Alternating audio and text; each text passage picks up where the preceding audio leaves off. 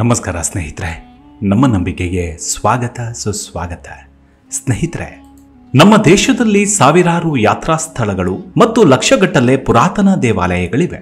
ಆ ಎಲ್ಲ ದೇಗುಲಗಳಿಗೂ ಮತ್ತು ಮಂದಿರಗಳಿಗೂ ತನ್ನದೇ ಆದ ಕಥೆಗಳು, ಇತಿಹಾಸ ಮತ್ತು ನಂಬಿಕೆಗಳಿವೆ.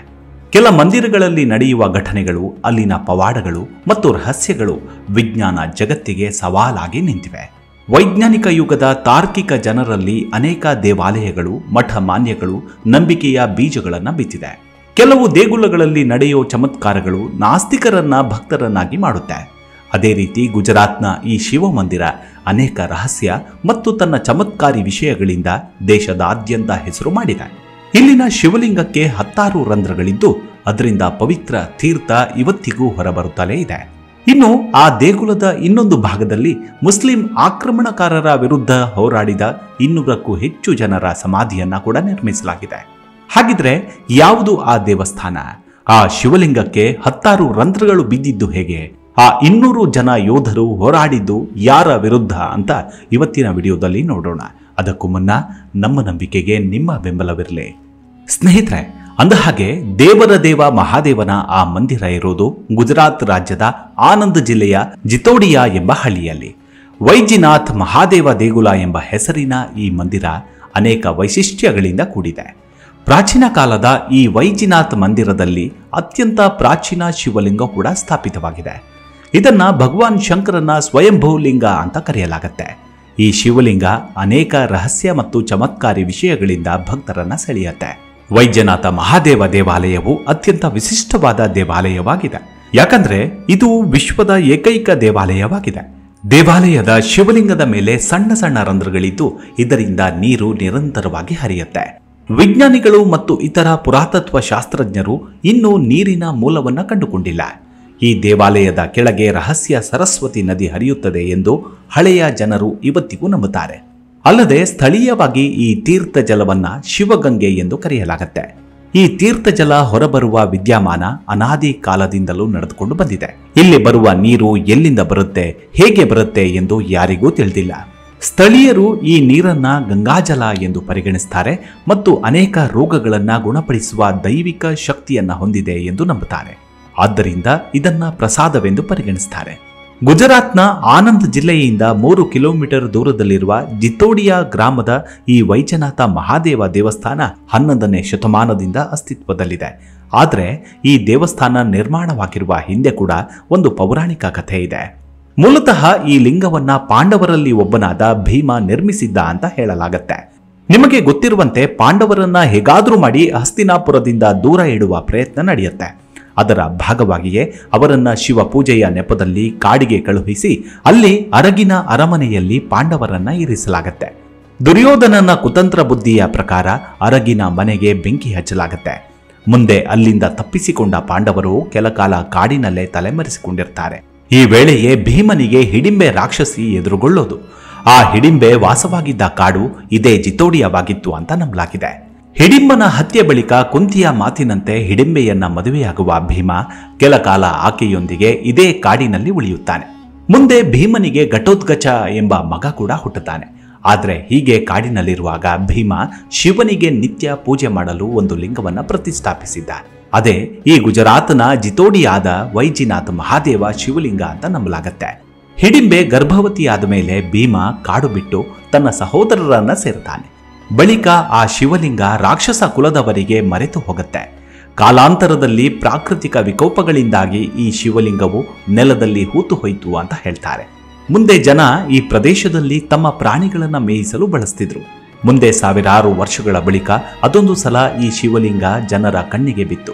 ಮುಂದೆ ಗುಜರಾತ್ನ ಸುವರ್ಣ ಯುಗ ಅಂತ ಕರೆಯುವ ಸಿದ್ದರಾಜ್ ಸೋಲಂಕಿ ಆಳ್ವಿಕೆಯಲ್ಲಿ ಇಲ್ಲಿ ಮಂದಿರ ನಿರ್ಮಾಣವಾಯಿತು ಅಂತ ಹೇಳಲಾಗುತ್ತೆ. ಸ್ನೇಹಿತರೆ, ನಾನು ನಿಮಗೆ ಇಲ್ಲಿ ಈ ಸಿದ್ದರಾಜ ಸೋಲಂಕಿ ವಂಶಸ್ಥರ ಬಗ್ಗೆ ಸ್ವಲ್ಪ ಹೇಳಲೇಬೇಕು. ಈ ಸಿದ್ದರಾಜ ಸೋಲಂಕಿ ಆಡಳಿತದಲ್ಲಿ ಗುಜರಾತ್ ಸುವರ್ಣ ಯುಗ ಅಂತ ಕರೆಸಿಕೊಳ್ಳುತ್ತೆ. ಗುಜರಾತ್ನ ಪಾಟನ್ದಲ್ಲಿ ಕರಣ್ ದೇವ್ ಮತ್ತು ಮೀನಲ್ ದೇವಿ ಪುತ್ರನಾಗಿ ಈ ಸಿದ್ದರಾಜ ಸೋಲಂಕಿಯ ಜನನವಾಗಿತ್ತು. ಈ ಸಿದ್ದರಾಜ್ ಹುಟ್ಟಿದ ಕೆಲ ಸಮಯದಲ್ಲೇ ತಂದೆ ಕರಣ್ ದೇವ್ ಮಾಳ್ವರೊಂದಿಗೆ ನಡೆದ ಯುದ್ಧದಲ್ಲಿ ಸಾವನ್ನಪ್ಪಿದ. ಕರಣ್ ದೇವ್ ನಿಧನದ ನಂತರ ಪಾಟನ್ ಆರ್ಥಿಕ ಸ್ಥಿತಿ ತುಂಬಾ ಬಿಗಡಾಯಿಸಿತು. ಒಂದ್ ಕಡೆ ಮುಸ್ಲಿಂ ದಾಳಿಕೋರರಿಂದ ಪಾಟಣ್ ಹೈರಾಣಾಗಿ ಹೋಗಿದ್ರೆ ಮತ್ತೊಂದು ಕಡೆ ಸಿಂಹಾಸನದ ಮೇಲೆ ಅನೇಕರ ಕಣ್ಣು ಬಿದ್ದಿತ್ತು. ರಾಜ್ಯದಲ್ಲಿನ ಕೆಲವು ಕಿಡಿಗೇಡಿಗಳು ರಾಜಧರ್ಮದ ವಿರುದ್ಧವಾಗಿ ನಡೆದುಕೊಳ್ತಿದ್ರು. ಹೀಗಾಗಿ ಸಿದ್ದರಾಜ್ ಸೋಲಂಕಿಯನ್ನ ಅತಿ ಚಿಕ್ಕ ವಯಸ್ಸಿನಲ್ಲೇ ರಾಜ ಪಟ್ಟಾಭಿಷೇಕ ಮಾಡಲಾಯಿತು. ಮಗನನ್ನ ಸಿಂಹಾಸನದಲ್ಲಿ ಕೂರಿಸಿದ ತಾಯಿ ಮೀನಲ್ ದೇವಿ ರಾಜ್ಯಭಾರವನ್ನ ತಾನೇ ಸಂಭಾಳಿಸಿದ್ಲು. ಆದ್ರೆ ಆಕೆಯ ಈ ನಡೆಯನ್ನ ಅನೇಕರು ವಿರೋಧಿಸಿದ್ರು. ಆದರೆ ತನ್ನ ಬುದ್ಧಿ ಮತ್ತು ಚಾತುರ್ಯದಿಂದ ಮೀನಲ್ ದೇವಿ ರಾಜ್ಯವನ್ನ ಉಳಿಸಿಕೊಂಡ್ಳು. ಬಳಿಕ ಮಗನನ್ನ ಗುಜರಾತ್ನ ಶ್ರೇಷ್ಠ ರಾಜನನ್ನಾಗಿ ಮಾಡಲು ನಿರ್ಧರಿಸಿದ ಮೀನಲ್ ದೇವಿ ಪುತ್ರ ಸಿದ್ದರಾಜ್ ಸೋಲಂಕಿಗೆ ವೇದಾಧ್ಯಯನದ ಜೊತೆಗೆ ಶಸ್ತ್ರ ವಿದ್ಯೆಯನ್ನು ಕೂಡ ಕಲಿಸಿಕೊಟ್ಳು. ತನ್ನ 16ನೇ ವಯಸ್ಸಿಗೆ ಮಹಾನ್ ಪರಾಕ್ರಮಿಯಾದ ರಾಜ ಸಿದ್ದರಾಜ್ ಸೋಲಂಕಿ ತಂದೆಯ ಹತ್ಯೆಗೆ ಕಾರಣರಾದ ಮಾಳ್ವರ ಮೇಲೆ ದಾಳಿ ಮಾಡಿದ. ಮಾಳ್ವರ ರಾಜ ಯಶೋವರ್ಮನನ್ನ ಮತ್ತು ಜುನಾಗಢದ ರಾಜನನ್ನ ಸೋಲಿಸಿದ. ಈ ಹೊತ್ತಿಗೆ ಈ ಸಿದ್ದರಾಜ್ ಸೋಲಂಕಿಯ ರಾಜ್ಯ ಉತ್ತರ ಗುಜರಾತ್ನಿಂದ ದಕ್ಷಿಣ ಗುಜರಾತ್ ಮತ್ತು ಸೌರಾಷ್ಟ್ರದಿಂದ ಕಚ್ವರೆಗೂ ಹಬ್ಬಿತ್ತು. ಪ್ರಜಾಸ್ನೇಹಿ ಮತ್ತು ಸಾಹಿತ್ಯ ಪ್ರೇಮಿಯಾಗಿದ್ದ ಸಿದ್ದರಾಜ್ ಸೋಲಂಕಿ ಬಗ್ಗೆ ಇಂತಹ ಇನ್ನೂ ಅನೇಕ ಕಥೆಗಳು ನಮಗೆ ಸಿಗ್ತವೆ. ಇದೇ ಸಿದ್ದರಾಜ್ ಸೋಲಂಕಿ ಕಾಲದಲ್ಲೇ ಈ ಜಿತೌಡಿಯಾದ ವೈಜನಾಥ್ ಮಹಾದೇವನ ಮಂದಿರ ಕೂಡ ನಿರ್ಮಿಸಲಾಯಿತು. ಆದರೆ ಭೀಮನಿಂದ ಪೂಜಿಸಲ್ಪಟ್ಟು ಬಳಿಕ ನೆಲದಲ್ಲಿ ಹೂತು ಹೋಗಿದ್ದ ಆ ಶಿವಲಿಂಗ ಸಿಕ್ಕ ಕಥೆ ಮಾತ್ರ ನಿಜಕ್ಕೂ ಇಂಟ್ರೆಸ್ಟಿಂಗ್ ಆಗಿದೆ. ಸಿದ್ದರಾಜ್ ಸೋಲಂಕಿಯ ಆಳ್ವಿಕೆಯಲ್ಲಿದ್ದ ಈ ಜಿತೌಡಿಯ ಗ್ರಾಮದ ಸುತ್ತ ಅದೊಮ್ಮೆ ಗೋಪಾಲಕನೊಬ್ಬ ಹಸು ಮೇಯಿಸುತ್ತಿದ್ದ. ಅದರಲ್ಲಿ ಒಂದು ಹಸು ಒಂದು ನಿರ್ದಿಷ್ಟ ಜಾಗದಲ್ಲಿ ನಿಂತು ಹಾಲು ನೀಡುತ್ತಿರುವುದನ್ನು ಗಮನಿಸಿದ. ಆ ಹಸು ನಿಂತ ಜಾಗದಲ್ಲಿ ಹಸುವಿನ ಕೆಚ್ಚಲಿನಿಂದ ತಾನಾಗಿ ಹಾಲು ಹರಿದು ಭೂಮಿಗೆ ಸೇರ್ತಿತ್ತು. ಇದೇನು ಆಶ್ಚರ್ಯ ಅಂತ ಗೋಪಾಲಕ ಆ ಹಸುವನ್ನ ಅಲ್ಲಿಂದ ಓಡಿಸಿದ. ಆದರೆ ಮಾರನೇ ದಿನ ಮತ್ತೆ ಆ ಹಸು ಅದೇ ಜಾಗದಲ್ಲಿ ಬಂದು ನಿಂತು ಭೂಮಿಗೆ ಹಾಲು ಸುರಿಸಲು ಶುರು ಮಾಡಿತು. ಇದನ್ನ ನೋಡಿ ಹೌಹಾರಿದ ಗೋಪಾಲಕ ಊರಿನ ಜನ ಮತ್ತು ಮುಖ್ಯಸ್ಥರಿಗೆ ವಿಷಯವನ್ನ ತಿಳಿಸಿದ. ಬಳಿಕ ವಿಷಯ ರಾಜನಿಗೂ ತಲುಪಿತು. ರಾಜ ಪುರೋಹಿತರಿಗೆ ಆ ಜಾಗ ಪರಿಶೀಲಿಸಲು ರಾಜ ಆಜ್ಞೆ ಮಾಡಿದ. ಸೈನಿಕರೊಂದಿಗೆ ಬಂದು ರಾಜ ಪುರೋಹಿತರು ಸ್ಥಳ ಪರಿಶೀಲನೆ ನಡೆಸಿದ್ರು. ನೆಲದ ಮೇಲೆ ಒಂದು ಚಿಕ್ಕ ಗುಡ್ಡವಿದ್ದು ಅಲ್ಲಿ ಹಸು ನಿತ್ಯವೂ ಹಾಲು ಬಿಡ್ತಿತ್ತು. ಕೊನೆಗೆ ಅದರ ಕಾರಣ ತಿಳಿಯಲು ಆ ಚಿಕ್ಕ ಗುಡ್ಡವನ್ನ ಅಗೆಯಲು ಶುರು ಮಾಡಿದ್ರು. ಕೊನೆಗೆ ಅಲ್ಲಿ ಒಂದು ಶಿವಲಿಂಗ ಪತ್ತೆಯಾಯಿತು. ಕೂಡಲೇ ವಿಷಯವನ್ನ ರಾಜನಿಗೆ ತಿಳಿಸಲಾಯಿತು. ರಾಜ ಆ ಶಿವಲಿಂಗವನ್ನ ತೆಗೆದುಕೊಂಡು ಕೋಟೆಯೊಳಗೆ ತರಲು ಹೇಳಿದ. ರಾಜಾಜ್ಞೆಯಂತೆ ಶಿವಲಿಂಗವನ್ನ ಹೊರತೆಗೆಯಲು ಆರಂಭಿಸಿದ್ರು. ಆದರೆ ಎಷ್ಟೇ ಪ್ರಯತ್ನ ಪಟ್ಟರೂ ಶಿವಲಿಂಗ ನೆಲದಿಂದ ಹೊರಬರಲಿಲ್ಲ. ಕೊನೆಗೆ ಅದೇ ರಾತ್ರಿ ರಾಜ ಸಿದ್ದರಾಜ್ ಸೋಲಂಕಿಗೆ ಒಂದು ಕನಸು ಬಿತ್ತು. ಶಿವಲಿಂಗವನ್ನ ಅದೇ ಜಾಗದಲ್ಲಿ ಪ್ರತಿಷ್ಠಾಪಿಸಿ ಅಲ್ಲೊಂದು ದೇವಾಲಯ ನಿರ್ಮಾಣಕ್ಕೆ ಆಜ್ಞೆಯಾಯ್ತಂತೆ. ಅದರಂತೆ ಕ್ರಿಸ್ತಶಕ 1212ರಲ್ಲಿ ಸಿದ್ದರಾಜ್ ಜೈಸಿಂಗ್ ಎಂಬ ರಾಜ ಈ ದೇಗುಲ ನಿರ್ಮಿಸಿದ ಅಂತ ಹೇಳ್ತಾರೆ. ಇನ್ನು ಈ ಮಂದಿರದ ಹೊರಗೆ 200ಕ್ಕೂ ಹೆಚ್ಚು ಸೈನಿಕರ ಸಮಾಧಿಗಳನ್ನು ನಿರ್ಮಿಸಲಾಗಿದೆ.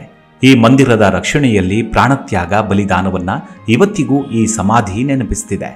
ಜಾನಪದದ ಪ್ರಕಾರ ಮುಸ್ಲಿಂ ಆಡಳಿತಗಾರರು ಮತ್ತು ಮೊಘಲರ ಕಾಲದಲ್ಲಿ ಈ ಜಿತೋಡಿಯಾದ ವೈಜನಾಥ್ ಮಹಾದೇವ ಮಂದಿರ ಅನೇಕ ಬಾರಿ ದಾಳಿಗೆ ತುತ್ತಾಯಿತು.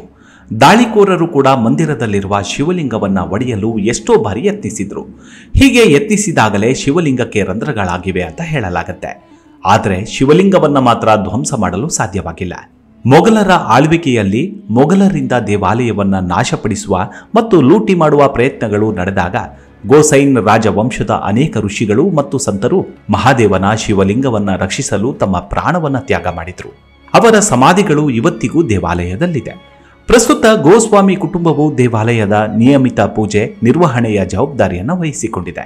ಇನ್ನು ಮಂದಿರದ ಆವರಣದಲ್ಲಿ ವೈಜನಾಥ್ ಮಹಾದೇವ ಮಾತ್ರವಲ್ಲದೆ ಭೈರವನಾಥ, ಜಾಲಾರಾಮ್, ಶನಿದೇವ್, ಸಂತೋಷಿ ಮಾತಾ ಮತ್ತು ಸಾಯಿಬಾಬಾ ಗುಡಿಗಳನ್ನು ಕಟ್ಟಲಾಗಿದೆ. ಈ ಅದ್ಭುತ ದೇಗುಲದಲ್ಲಿ ಪ್ರತಿ ಶ್ರಾವಣ ಮಾಸದಲ್ಲಿ ವಿಶೇಷ ಪೂಜೆ ಮತ್ತು ಪುನಸ್ಕಾರಗಳು ನಡೀತಾವೆ. ಇಂತಹ ಅದ್ಭುತ ಮತ್ತು ಚಮತ್ಕಾರಿ ಮಂದಿರಕ್ಕೆ ಸಾಧ್ಯವಾದರೆ ನೀವು ಒಮ್ಮೆ ಭೇಟಿ ಕೊಡಿ. ಇದಿಷ್ಟು ಗುಜರಾತ್ನ ಜಿತೋಡಿಯಾ ವೈಜನಾಥ್ ಮಹಾದೇವ ಮಂದಿರದ ಕುರಿತಾದ ಒಂದಷ್ಟು ಮಾಹಿತಿ. ಮುಂದಿನ ವಿಡಿಯೋದಲ್ಲಿ ಮತ್ತೆ ಭೇಟಿಯಾಗೋಣ. ಅಲ್ಲಿವರೆಗೂ ನಿಮ್ಮ ಆರೋಗ್ಯದ ಕಡೆ ಗಮನವಿರಲಿ. Take care. ನಮಸ್ಕಾರ.